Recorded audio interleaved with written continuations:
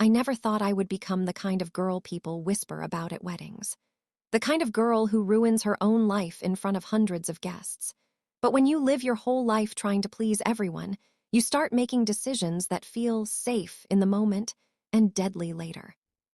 My name is Hania, and for 2 years I was in love with Saad. Saad wasn't the richest man, he wasn't from a powerful family, but he was the only person who ever made me feel understood. He listened to me like my words mattered. He remembered small things, my favorite drink, the songs that calmed me, the way I got anxious in crowds. With him, I felt like I could breathe. But my parents didn't care about love. In my house, marriage is not about feelings. It's about respect, status, and what people will say. One day my father came home and announced it like a decision already signed and stamped. We found a proposal. At first I thought he was joking, but the seriousness in his eyes made my stomach twist. My mother stood behind him, quiet, like she already knew this was coming. I tried to argue. I tried to say no, but my father shut me down immediately. You are not going to ruin our family name because of your childish love. My mother took me to my room later and spoke softly, but her words were like chains. Your father's blood pressure is high. Don't push him. If anything happens to him, you'll never forgive yourself. I hated that sentence.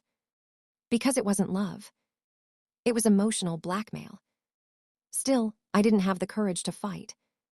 I didn't even have the courage to tell Saad the truth. At first, I told myself I would. I kept thinking, I'll tell him tomorrow. But tomorrow never came. The more my parents planned, the more trapped I felt. And the more trapped I felt, the more I lied. Saad noticed the change immediately.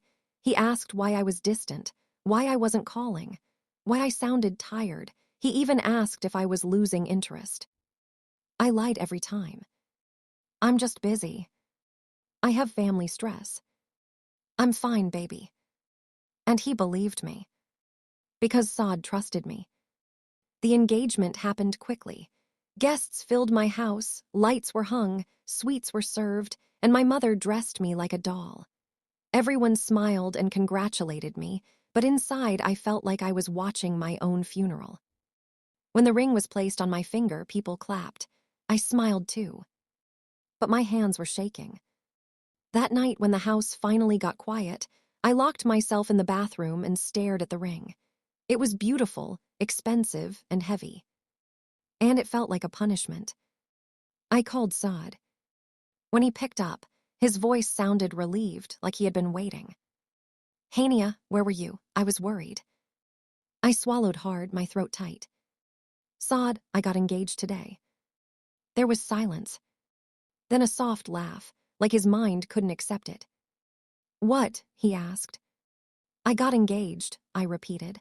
My parents forced it. His voice changed instantly. It became empty, like someone had pulled the life out of him. So you were with me, and you got engaged behind my back. I cried. I'm sorry. Sorry, he whispered. Hania, do you know what you did? I tried to explain. I told him about my father, my mother's tears, the pressure, the threats. But even while I spoke, I knew it sounded weak, because the truth was I had chosen the easy way. I had chosen silence. Saad didn't shout. He didn't insult me. He just asked one question. So what now? And this is where I became the worst version of myself. Because instead of letting him go, instead of ending it, I said, I still love you. There was another silence. Then Saad said, You're going to marry him. Yes, I whispered. And you still want me. My heart pounded. Yes. Saying it out loud made me realize how sick it sounded, but I still said it, because I didn't want to lose Saad. I wanted to keep him close, like a secret comfort. I wanted a husband for society and a lover for my heart. The wedding date was fixed for 3 weeks later. My fiancé's name was Adil. He was everything my parents wanted: settled, educated, confident, respected. He was the kind of man who walked into a room and people automatically treated him like a king. Adil was kind to me. He didn't behave like a villain. In fact, he treated me gently. He tried to talk to me. He asked what I liked. He even asked if I was happy. And every time he asked, guilt stabbed me. Because I wasn't just lying to Saad. I was lying to Adil too. But I kept going. I kept pretending. I kept smiling because I thought I could control everything. Then one night, I did something even worse. I invited Saad to my wedding. Not openly. Not publicly. Secretly. I texted him, "Please come, I need to see you." Saad replied after hours. Why would I come? I begged him. I told him I couldn't handle the day without him. I told him I needed him there, even if it was only for a few minutes. He refused at first. He called me selfish. He said I was ruining him. But I kept begging. And finally, he agreed. "Okay," he wrote, "I'll come." That one word made me feel relief, like I still had power over him, like I hadn't completely lost him. The wedding day arrived like a storm. The hall was massive. Flowers, lights, music, guests. Everything looked like a perfect wedding from the outside. My family smiled proudly. My mother cried happy tears. My father looked satisfied. And I sat on the stage beside Adil, wearing a bridal dress that felt like a costume. Adil looked proud. His friends teased him. His mother smiled at him like he was her whole world. And I felt nothing. Then I saw Saad enter the hall. My heart stopped. He looked pale. His eyes were tired. His face had changed, like heartbreak had carved something into him. He stood near the entrance, looking like he didn't belong. For a second, our eyes met. And I felt my throat tighten. I slipped off the stage when people were busy taking photos. I walked toward him, my dress heavy, my bangles clinking, my heartbeat louder than the music. When I reached him, I whispered, "You came." Saad stared at me. "I don't know why," he said. I smiled weakly. "Because you love me." His jaw tightened. "Don't say that." I pulled him toward the side, behind a curtain near the backstage area. It was quieter there, away from the crowd. My hands were shaking, and I didn't even know what I was doing anymore. I turned to him, my eyes wet. "I missed you," I whispered. Saad looked at me like he was fighting himself. "This is wrong," he said. I nodded. "Yes." But I didn't step away. Instead, I stepped closer. And in a moment of pure desperation, I kissed him. For a second, he froze. Then he pushed me back hard. "What are you doing?" he whispered angrily. I stared at him, tears falling. "I don't want to lose you," I said. Saad's eyes filled with anger. "You already lost me." "No," I whispered, "not if you stay." Saad shook his head, his voice sharp. "So you want to marry him and keep me too?" I didn't answer. Because the answer was yes. Before I could speak, we heard footsteps. A male voice. "Who's there?" My blood turned cold. Saad's eyes widened. I turned toward the curtain. And Adil stepped in. My fiancé. My groom. His eyes moved from Saad to me, to my smudged lipstick. And the moment his face changed, I knew my life was over. Adil stared at me, his voice calm but deadly. "Who is he?" I opened my mouth. Nothing came out. Adil looked at Saad. "How long?" he asked. Saad glanced at me. I silently begged him. "Please lie. Please save me." But Saad's face hardened. And he said the truth. 2 years. Adil's face went pale. He laughed once, broken and bitter. 2 years, he repeated. Then he pulled out his phone. And he started recording. I grabbed his arm. "Adil, please stop." But he didn't. He recorded my face, my bridal dress, Saad standing beside me. Then he walked out into the hall. And my nightmare followed him. When Adil walked into the hall with his phone recording, everything changed in seconds.